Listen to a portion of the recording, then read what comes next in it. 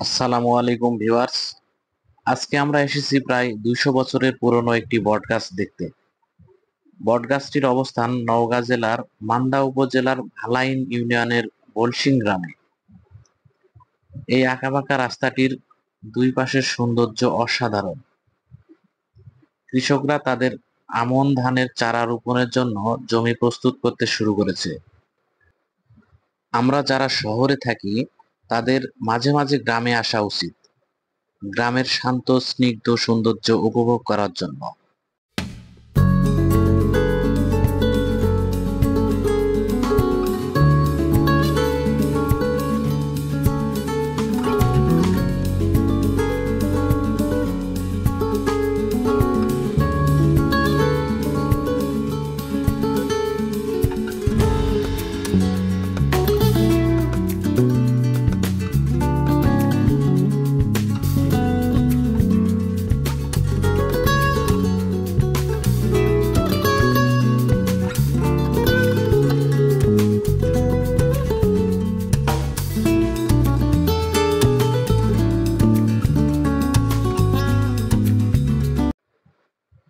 অবশেষে আমরা প্রায় 200 বছরের পুরনো গাছটির কাছে আসলাম।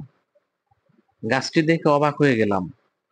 এখানে মূল গাছটি খুঁজে পাওয়াই মুশকিল।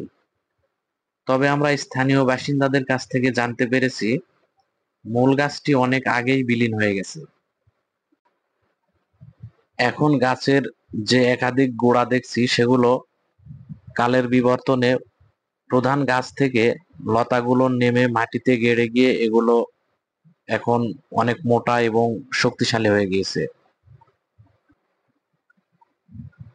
এই বিশাল গাছটির শাখা প্রশাখা যেন আকাশ ছুঁয়েছে।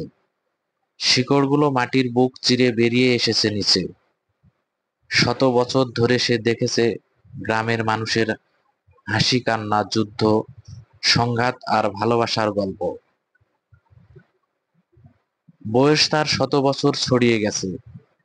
বিশাল ডানা মেলে ছায়ায় মুড়িয়ে রেখেছে চারপাশে। গাছটির ঝুলন্ত শিকড় যেন মাটিকে জড়িয়ে ধরে রেখেছে আদরের বন্ধনের মতো। গাছটি জানে কত হাসি কান্না, উৎসব আর নিঃসঙ্গতা।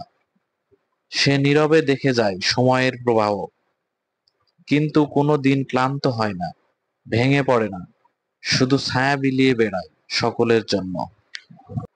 এই গ্রামেরই একজন বয়স্ক চাচা, যার কাছ থেকে জানতে পেরেছি গাছটির অনেক তথ্য।